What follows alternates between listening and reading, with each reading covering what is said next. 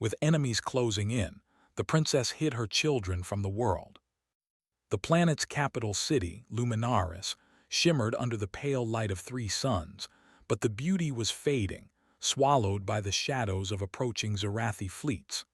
Princess Lyra stood on the balcony of her palace, her silver cloak billowing in the cold wind. She watched the horizon, her heart pounding with fear and determination. She knew what was coming, and she also knew what she had to do. Inside the palace, the halls were alive with hurried voices.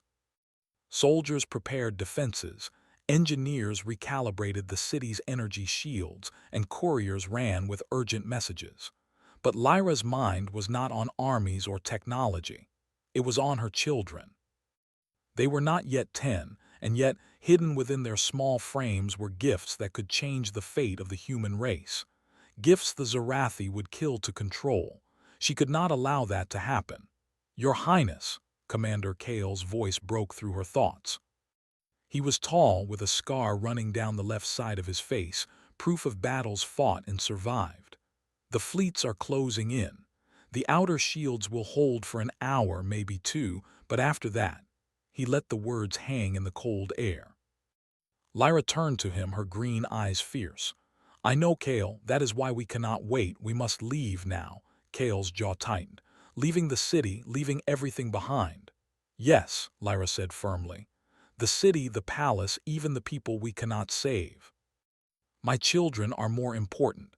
The future of humanity depends on them." Kale nodded, though his eyes were heavy with doubt. He had served the royal family all his life, and he understood the weight of her decision. He knew that hiding the children would mean abandoning everything they had built, but he also knew that it was the only choice that could ensure their survival. Lyra turned away from the balcony and walked through the grand halls of the palace. Her 2 children, Elian and Myra, sat in a hidden chamber, playing quietly with a small, hovering orb that projected tiny stars into the air. Her youngest, little Soren, was asleep in a cradle nearby, his small chest rising and falling with the rhythm of life. "They are ready," she whispered to herself, though she knew it was more than readiness she felt. Fear coiled tightly around her heart, but she swallowed it down. She could not afford weakness, not now. Kale entered the chamber, bowing his head respectfully. "We have cleared the lower tunnels. They are secure for now. We can move them without detection, but we must hurry." Lyra knelt beside her children, brushing Myra's dark hair from her face. "My loves," she said softly, "we are going on a journey. It will be dangerous, but it is necessary. You must trust me, and you must be brave." Myra's eyes widened. "Mama, are we leaving the palace?" "Yes," Lyra said gently. "We are leaving everything behind so we can be safe, so you can live to see the stars." Elian, older by a few years, frowned. "But the Zarathi, will they find us?" "They might try," Lyra said honestly, "but we are smarter. Humans are clever. We will outsmart them. You must believe that." Kale stepped forward. "The tunnels are ready. The cloaking chambers are prepared. Once we enter, no one will sense you, but we must move now." The princess gathered her children, holding their small hands tightly. Each step toward the hidden passage felt like walking into a shadowed future. The palace corridors were familiar, filled with memories of laughter and warmth, but now they were haunted by the sounds of approaching war. As they descended into the tunnels, the walls shimmered with protective energy fields, ancient technology that had been dormant for decades. Lyra had discovered it in the palace archives, old machinery designed to hide people in times of dire threat. Now, it was their salvation. "Stay close," she whispered. "Do not let go." The children nodded, trusting her without question. Trust was all she could ask of them. Hours passed as they moved through winding passages beneath the city. Outside, the sounds of destruction echoed faintly through the stone. Explosions shook the ground, distant alarms blared, and the faint hum of energy shields strained against the pressure of the Zarathi assault. Yet in the tunnels, there was silence. A silence heavy with anticipation, fear, and hope. Finally, they reached a chamber unlike any other in the tunnels. It was circular, with smooth walls that pulsed with light. In the center stood a series of pods, each just large enough for one child. Lyra approached the nearest pod, placing her hands on the smooth surface. The technology responded, lights shifting from pale blue to vibrant gold. "This is it," she said softly. "Once you enter, you will be hidden from everyone, friend and foe alike. No one can sense you here." Elian looked up at her, eyes wide. "Even the Zarathi." Lyra smiled, though it did not reach her heart entirely. "Even the Zarathi. They will not find you here." One by one, the children stepped into the pods, their small hands clutching their mother's fingers until the very last moment. Lyra activated the cloaking mechanism and a soft hum filled the chamber. A golden light enveloped the children, shimmering like sunlight through water. Kale stood guard, his eyes scanning the tunnel entrance. "We should leave before the scanners detect us," he said. Lyra nodded. "Go, take me back to the surface. I will hold them off as long as I can." The princess turned away from the pods, a fierce determination settling over her. She knew the Zarathi would not give up easily. They would search, probe, and destroy anything in their path to find her children. But she also knew something else. Humans were never truly helpless. In her heart, she felt the spark of resilience, the same spark that had carried her ancestors across the stars. When Lyra and Kale emerged into the upper tunnels, the world above was chaos. Fires burned across Luminaris, the sky darkened by the silhouettes of Zarathi warships, and the air was thick with smoke and the scent of burning metal. Soldiers fought desperately, but the sheer power of the alien armada was overwhelming. Lyra's heart clenched, but she did not falter. "We need to move to the secondary exit," she said. "The city is lost, but our mission is not." They ran through the smoke-filled streets, avoiding patrols and skirmishes. Every shadow seemed alive with danger. Every distant explosion reminded her that time was short. Yet, even in the face of despair, she felt a strange pride. Humanity had faced impossible odds before, and they had survived. The cleverness, courage, and spirit of humans were not gone. They lived in every heart that refused to yield.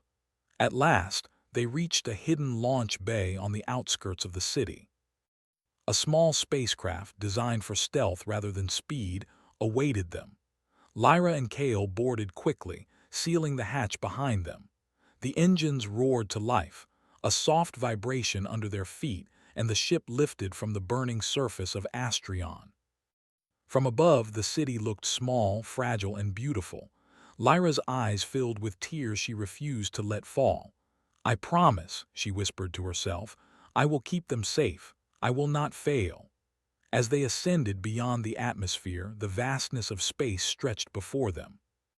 The stars were countless, cold, and indifferent, yet in that vastness lay hope. Humanity had survived storms, wars, and the unknown. Lyra believed with every fiber of her being that her children would survive this too. But even as they escaped Astrion, a new danger loomed. Far across the galaxy, a Zarathi scout ship detected unusual energy readings. Something, or someone, was hidden, and the alien senses were relentless.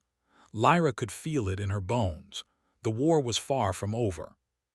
Inside the cloaking chamber, the children slept, unaware of the storm surrounding them. Yet their future, and the future of humanity, rested in their small hands. Lyra sat beside the chamber, holding onto the hope that had carried them this far. She whispered words of love and courage, promises that one day they would see the stars not as hunted prey, but as masters of their destiny. Outside, the darkness of space pressed against their tiny vessel, but Lyra did not fear it. Humans were survivors. Humans were clever. And as long as she drew breath, she would fight, hide, and protect her children with every ounce of strength she possessed. The journey had begun, and the first step of survival was taken. Astrion might burn and the Zarathi might rage, but the heart of humanity, resilient, clever, unyielding, beat strong in the hidden children of Princess Lyra. The small spacecraft drifted silently through the cold emptiness of space. invisible to all but the most advanced sensors. Inside, Princess Lyra kept a steady watch on the cloaking chamber where her children slept, their soft breathing a fragile rhythm against the hum of the engines. Every star outside reminded her that the galaxy was vast, full of unknown threats and possibilities alike. She knew the Zarathi would not stop searching. They were relentless, and humans had to be smarter, faster, and braver to survive. "Kale," she said quietly, her eyes scanning the readouts, "we need to find a safe haven, somewhere the Zarathi won't look. Somewhere humans can hide and rebuild." Kale's hands tightened on the controls. "I know a place, Erevos. It's a forgotten planet off all main routes. Ancient human colonies once lived there. The technology there, some of it is still functional, but most is hidden, covered, and protected." Lyra's heart lifted slightly. "Then that is where we go. We cannot afford mistakes." The journey through hyperspace was long and tense.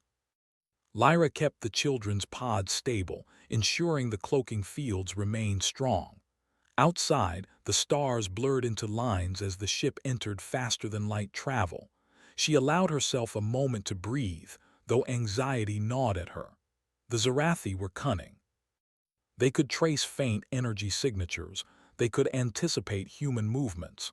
Survival depended on staying ahead, thinking faster than the hunters. As days passed, they encountered isolated human settlements. Some were thriving, using ingenuity to survive far from the reach of the Zarathi. Others were struggling, their resources depleted and morale low. Lyra approached these places carefully, sometimes disguised, sometimes sending messages through encrypted channels. She avoided unnecessary attention. The children's safety always came first. One evening, as the small ship glided silently past a minor asteroid belt, a signal flashed on the main console, a distress call. Lyra frowned. "Someone is calling for help," she said, her voice firm. "Do we respond?" Kale hesitated. "It could be a trap. Zarathi might be luring us in. We shouldn't risk it." Lyra shook her head. "Humans help each other. That is what makes us strong. Even if it is dangerous, we cannot ignore a call for aid." They followed the signal to a derelict mining station orbiting a small gas giant. The station was battered, smoke rising from damaged reactors, warning lights flashing. Inside, survivors, a small group of engineers and miners, huddled in the control room, their faces pale with fear. Lyra and Kale entered cautiously. "We're here to help," Lyra said calmly, though her mind calculated every possibility. "What happened?" The lead engineer, a woman named Tessa, stepped forward. "Zarathi raiders," she said, her voice trembling. "They attacked our station, took supplies, destroyed most of our ships. We barely escaped." Lyra's jaw tightened. "Then you need to leave. We can guide you to a safer place, somewhere hidden from their fleets." Tessa glanced at Kale. "And why would you risk your own safety for us?" Lyra looked at the children's cloaked pods, then back at Tessa. "Because humans survive when we protect each other. And because sometimes the smallest acts of courage can change everything." Over the next several days, Lyra and Kale helped the survivors repair a transport ship. The humans worked tirelessly, inspired by the princess's calm and determination.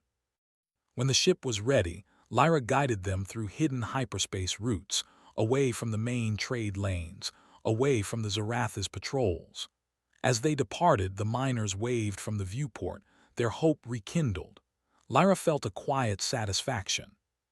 Saving lives, even in small numbers, was the essence of what it meant to be human, but danger was never far. While they navigated through the outer sectors of the galaxy, a flash of red appeared on the sensor array. A scout ship, fast, silent, deadly. The Zarathi had found their trail. "Kale, evasive maneuvers," Lyra commanded, her voice steady despite the rising tension. The ship twisted and turned, weaving through asteroids and debris, attempting to shake the pursuing vessel. Lasers streaked past, cutting the black of space with deadly precision. The children stirred in their pods. The energy cloaks flickered briefly as the ship shuddered under impact. Lyra rushed to the controls, stabilizing the fields and whispering to the pods, "Stay calm. You are safe. I will not let them touch you." Kale's voice was tight. "We can't outrun them forever. They're too fast." Lyra's mind raced. Humans were clever, inventive, and resilient. She scanned the nearby asteroid belt. A dangerous maneuver, but it might work. "We'll use the asteroids to our advantage. Hide among them, move unpredictably. They won't anticipate it." With precise control, Lyra piloted the ship into the belt. The asteroids loomed like giants, spinning slowly in the darkness. The Zarathi followed, but their scanners struggled to distinguish ship from rock. Lasers struck asteroids, sending chunks flying, but Lyra's careful piloting kept the children safe. Slowly, the alien ship fell behind, unable to maintain pursuit without risking destruction. When they emerged on the other side of the belt, Lyra allowed herself a brief sigh. "For now, we are safe," she said, "but we cannot linger. Erivos waits, and it may be our only refuge." As they traveled, Lyra observed the children more closely. Though asleep, their subtle abilities occasionally flared. A faint glow around Elian's hands, a soft pulse from Myra's mind, and tiny movements of the ship's instruments when Sauron stirred. Kale noticed too, his eyes widening in realization. "They're more than ordinary children," he said quietly. Lyra nodded. "Yes, they are the future, and we must teach them to survive, to use their gifts wisely. But that time is not yet. Now we run, we hide, we live." Days turned into weeks. The journey to Erivos was long, and the ship's supplies dwindled.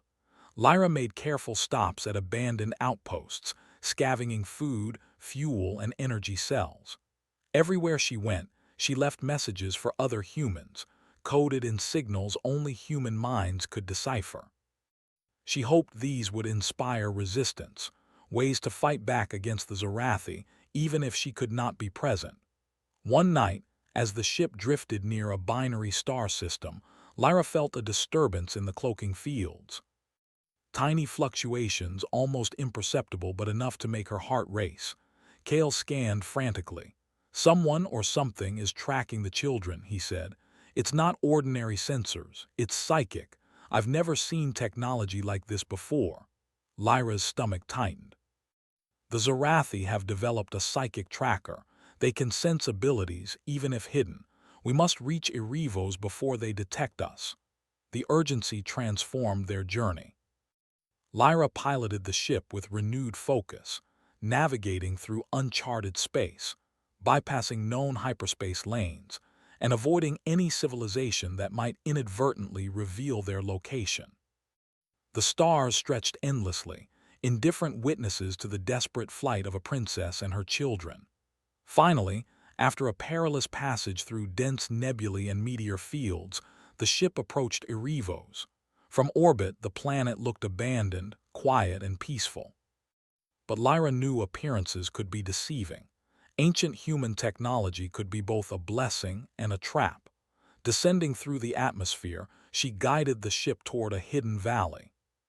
Thick forests and jagged cliffs concealed the entrance to a subterranean complex, long abandoned but still powered by human ingenuity. The valley was littered with ancient machines, dormant but intact. Lyra's eyes glimmered with cautious hope. "This is it," she whispered. "Our new home." Kale helped secure the children's pods. "We'll set up defenses first," he said. "Then we can wake them safely. We cannot risk the Zarathi finding them now." Lyra nodded. She activated the valley's ancient systems. Energy barriers rose, camouflaging their location from orbit. Old turrets, long silent, hummed with power once more. Sensors scanned the surrounding space, ready to alert them to any approaching threat. Slowly the valley came alive, a fortress hidden in plain sight, waiting for its human defenders.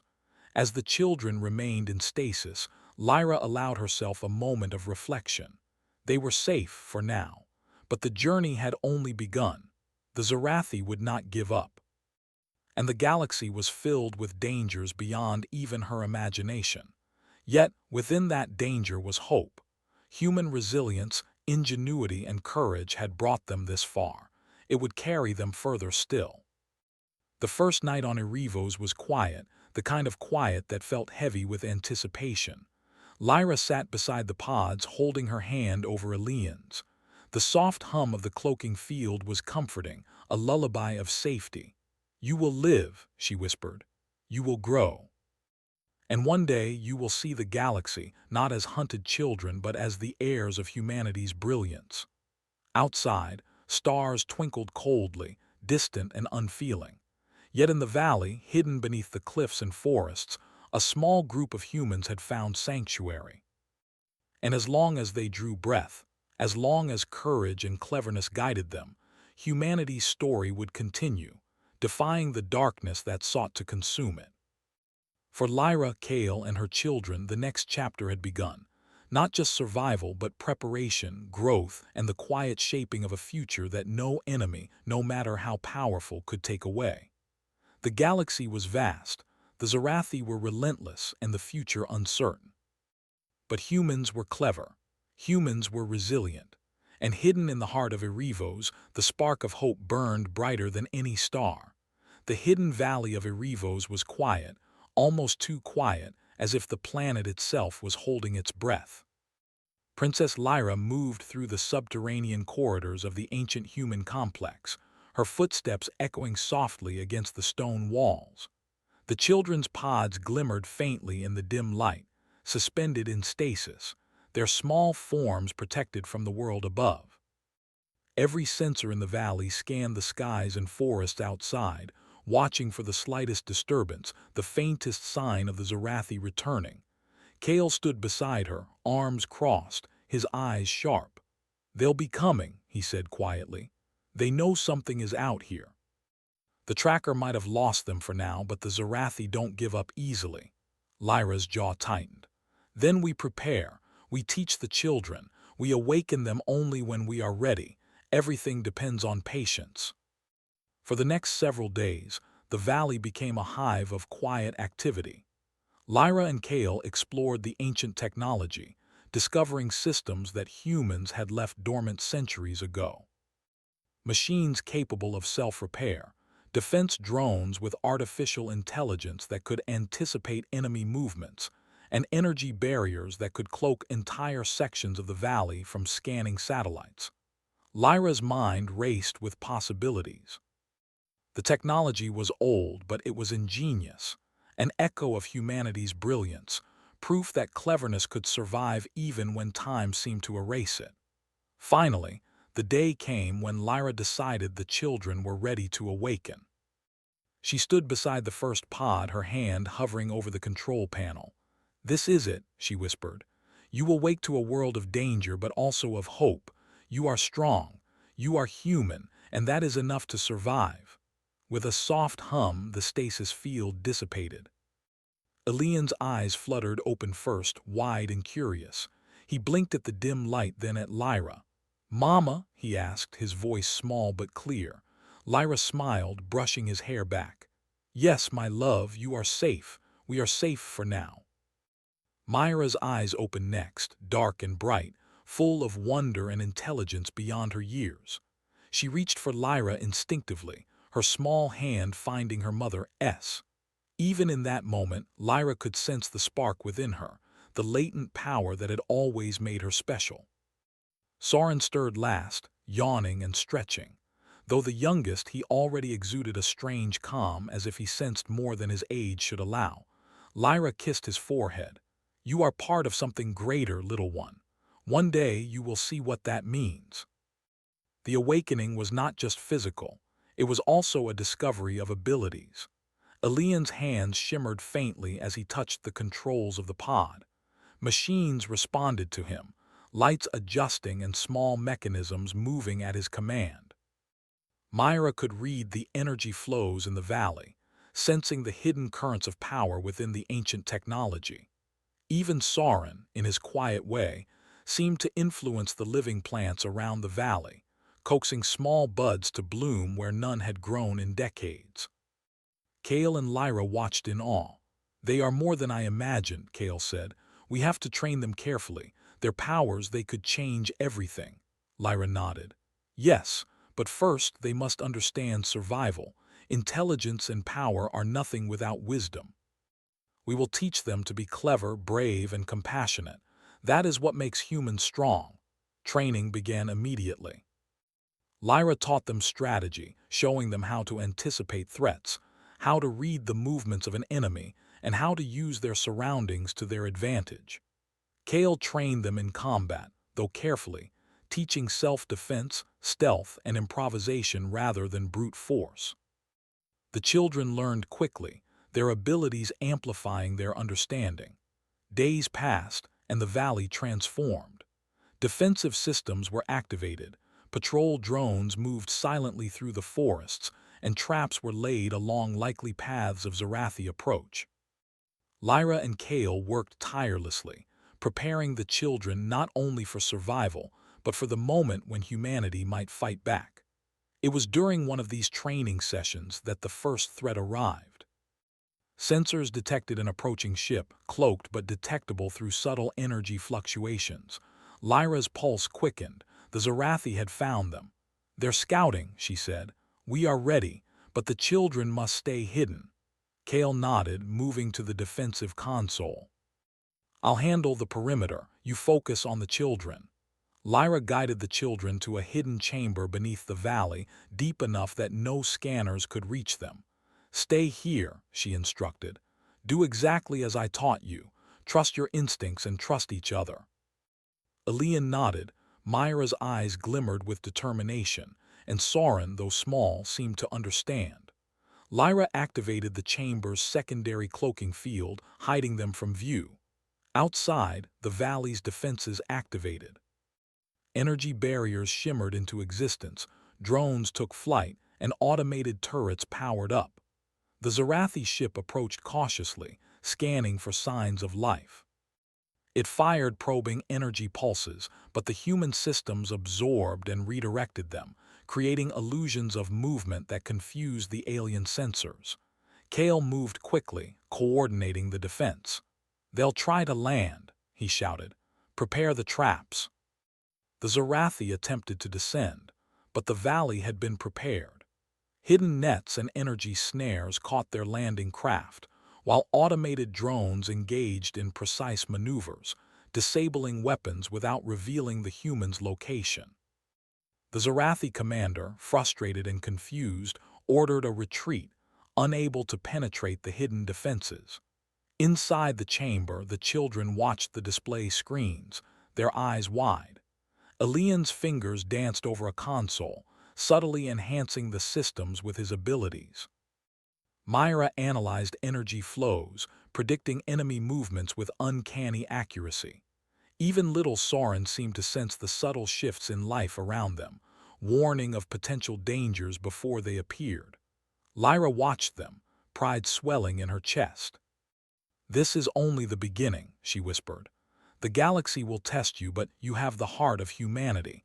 That is your greatest strength." In the days that followed, Lyra and the children explored the deeper parts of Erivos. Ancient cities lay buried beneath the forests, remnants of human civilization long forgotten. Technology that once powered fleets and cities now slept beneath layers of rock and soil, waiting for clever minds to awaken it. Elian was drawn to machines, learning to interface with them, coaxing them to life with a natural ease that Lyra had never seen. Myra could sense the currents of energy, bending them subtly, enhancing defenses, and even communicating with automated systems without touching them. Soren's connection to life was quieter, but no less powerful. Plants, animals, and even the ecosystem itself seemed to respond to his presence. Together, the children were more than human. They were a symbol of what humanity could achieve when ingenuity, courage, and resilience combined. But Lyra knew the Zarathi would not be deterred forever. Their psychic tracker had already sensed the children once. It was only a matter of time before they returned, stronger and more determined. Preparation was not enough. Humans would need strategy, cunning, and daring if they hoped to survive the coming attacks. One evening, as the valley's sun set behind jagged cliffs, Lyra gathered the children. "You have learned well," she said, "but knowledge without courage is meaningless. You must trust yourselves. You must trust humanity. And above all, you must remember that even in the darkest moments, we can survive if we think, act, and care for each other." Elian's eyes shone. "We can fight, Mama," Lyra smiled. "Yes, but not recklessly. Humanity never wins by brute force alone. We win by thinking, by adapting, by being clever. That is our gift." Myra nodded, her expression serious. "Then we will be ready. We will protect everyone." Even little Soren gurgled softly, a strange confidence in his small voice. Lyra knew that together they were more than just children. They were a force that could change the course of the galaxy. The first confrontation had shown them the value of preparation, of ingenuity, and of human courage. But larger battles lay ahead. The Zarathi were patient, relentless, and intelligent. Lyra had no illusions. The children would be tested and humanity itself would be challenged. Yet, even in the shadow of danger, Lyra felt hope. Humans had always faced impossible odds, from the earliest days on fragile worlds to the vast expanse of the stars. They had survived plagues, wars, and cosmic disasters. They had outsmarted predators, both alien and human, and built civilizations where others had thought none possible. And now, hidden in the valley of Erivos, the future of humanity prepared itself for the trials ahead.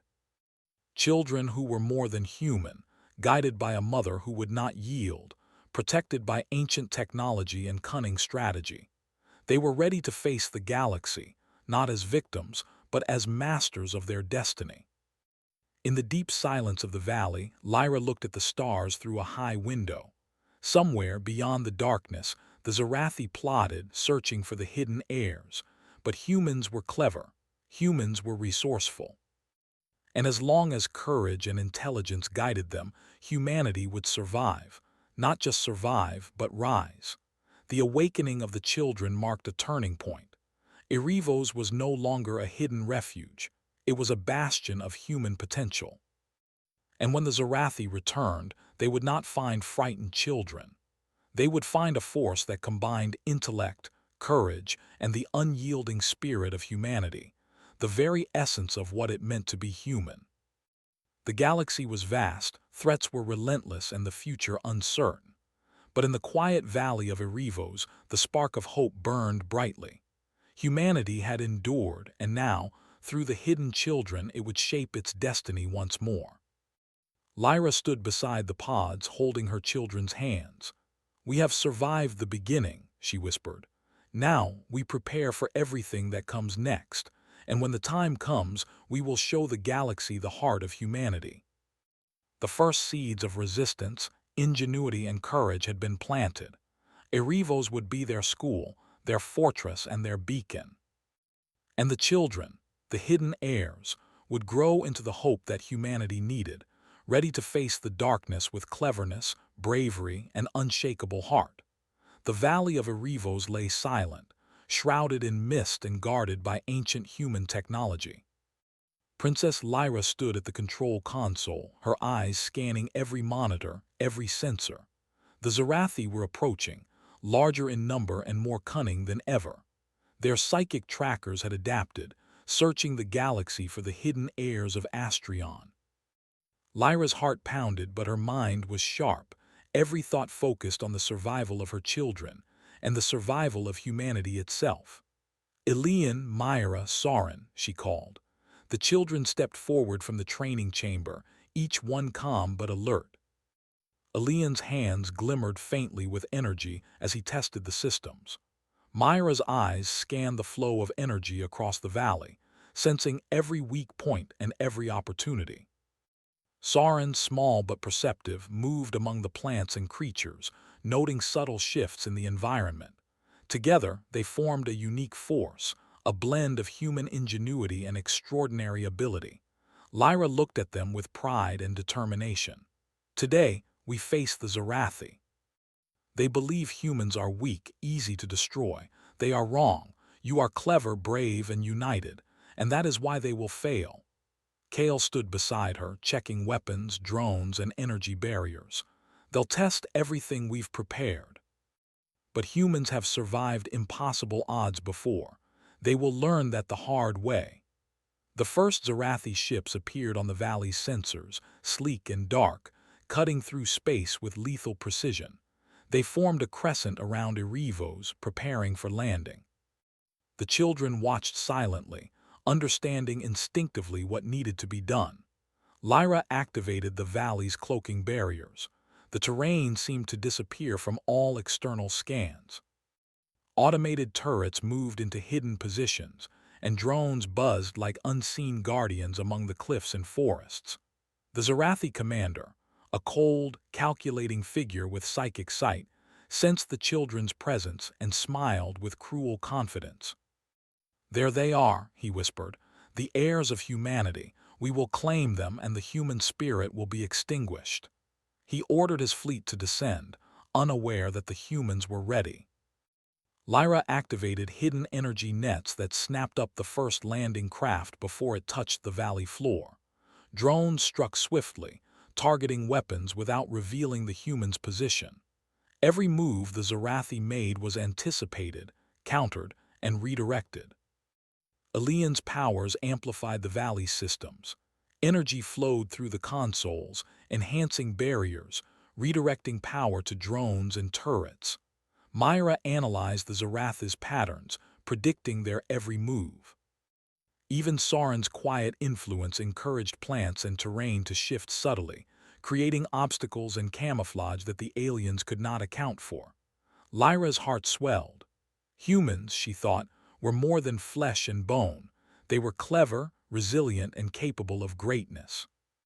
This was the essence of humanity, the very thing the Zarathi underestimated. The first wave of Zarathi landed and charged. They expected an easy battle. Instead, they were met with traps, false corridors, and unexpected energy pulses that disarmed their weapons. Automated turrets fired with precision, striking key systems on their armored suits. The Zarathi commander's psychic probe reached out, searching for the children, but found only illusions and decoys. Kale moved among the soldiers and drones, coordinating attacks with precision. "Keep them off balance," he shouted. "Do not let them regroup." Alien extended his hands and the machines responded. Drones swooped down, striking with unmatched accuracy, while barriers shifted and trapped enemy units in energy fields. Myra guided the flow of energy, reinforcing weaknesses and enhancing the valley's defenses. Even Sauron, in his quiet way, caused trees and vines to shift, ensnaring the enemy and slowing their advance. Despite their power, the Zarathi were cunning. They regrouped and launched a psychic assault, attempting to overwhelm the children's minds. Lyra stepped forward, placing a hand on Alien's shoulder. "Focus, my son. Remember your training. Trust your mind, your heart, and your human spirit."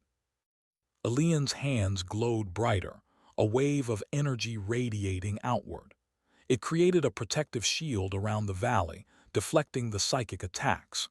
Myra extended her senses, sensing the attacks before they arrived, and guided the flow of energy to neutralize their impact. Sauron moved among the natural defenses, subtly influencing terrain and life to counter the intruders. The Zarathi commander growled in frustration. "Impossible! Humans cannot be this clever," Lyra smiled. "Humans always find a way." The battle raged through the valley, but the Zarathi began to falter.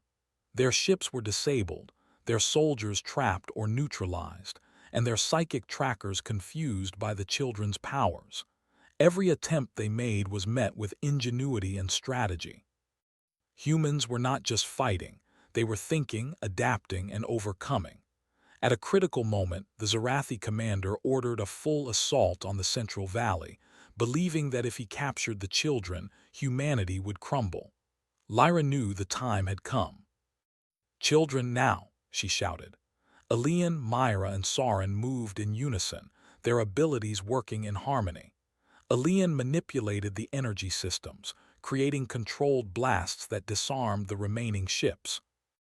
Myra directed energy flows to disable enemy technology while enhancing human defenses. Soren subtly influenced the living environment, causing plants to grow rapidly and vines to ensnare enemy soldiers, making them easy targets for the remaining drones and automated defenses. The Zarathi forces were overwhelmed. Their pride and technological advantage meant nothing against the combination of human ingenuity, courage, and the extraordinary abilities of the hidden heirs. One by one, their ships were disabled, their soldiers neutralized, and the commander realized defeat was inevitable. "You cannot win," he shouted, fury in his voice. "Humans are weak." Lyra stepped forward, her eyes blazing. "We are human. We are clever, brave, and united. That is our strength. You underestimated us, and that is why you have failed." The commander attempted one last psychic strike, reaching deep into the children's minds, but together, the three of them formed a shield stronger than any barrier. Elian's energy, Myra's precision, and Soren's subtle control of life converged, repelling the attack and sending a shockwave that disabled the Zarathi commander's systems. He fell to the ground, defeated. Silence followed. The valley was quiet again, filled with the hum of the restored systems and the gentle rustle of plants returning to calm. Lyra approached her children, her heart overflowing with pride. "You were magnificent," she whispered. "Not because of your powers alone, but because of your courage, your intelligence, and your humanity." Kale stepped beside her, nodding. "They've shown the galaxy what humans are capable of. The Zarathi underestimated us, and they paid the price." The children looked at Lyra, their eyes bright but humble. "We were scared," Elian admitted, "but we remembered your words. We trusted ourselves and each other." Lyra smiled, brushing Myra's hair from her face. "That is what makes humans strong. We face fear, we think, we adapt, and we act with courage. That is the heart of our species." In the days that followed, the Valley of Erivos became a symbol. Humans from nearby systems heard of the hidden heirs and the victory against the Zarathi. Resistance cells formed, inspired by the courage and ingenuity displayed in the battle. Lyra and Kale worked tirelessly, helping other humans prepare, share knowledge, and organize defenses. The children continued their training, learning to refine their abilities, to combine power with strategy, and to lead with wisdom. They were no longer just hidden heirs. They were symbols of hope, proof that humanity could survive and thrive even in the face of overwhelming threats. Lyra often looked at the stars, reflecting on how far they had come. From the burning skies of Astrion to the hidden valley of Erivos, they had survived against impossible odds. The children were safe, the Zarathi defeated, and humanity inspired. But she knew the galaxy remained dangerous. Other threats lurked in the dark, and the challenges ahead would require all their ingenuity, courage, and unity. Yet, for the first time, Lyra allowed herself to hope. Humans had endured for millennia, overcoming impossible odds through cleverness, adaptability, and courage. The hidden heirs, nurtured and guided, represented the future of that enduring spirit. They were not just survivors, they were the torchbearers of humanity's brilliance. The sun rose over Erivos, casting golden light across the valley. The ancient human technology hummed quietly, the forest stirred with life, and the children played and trained under the watchful eyes of Lyra and Kale. Humanity had survived the greatest test yet. They had faced the darkness, and they had prevailed. Lyra knew that the story was far from over. The galaxy was vast, full of challenges and dangers. But she also knew that humans, guided by courage, intelligence, and the unyielding heart of hope, could face anything. And with her children, her hidden heirs, humanity would not only survive but rise to meet the stars. The Zarathi would return, perhaps, but humanity had shown its true strength. In every strategy, every act of cleverness, and every courageous choice, humans proved that they were not to be underestimated. And the hidden heirs, protected, trained, and inspired, would ensure that humanity's light continued to shine, no matter how dark the universe became. Lyra held her children close, whispering words of pride and love. "You are the future, you are the hope, and together we will make the galaxy remember the heart of humanity." The stars above Erevos twinkled brightly, reflecting the resilience, ingenuity, and spirit of a species that refused to bow. The battle was won, but the war for survival and destiny continued, and humanity, clever, brave, and unyielding, would always find a way. With enemies closing in, the princess hid her children from the world.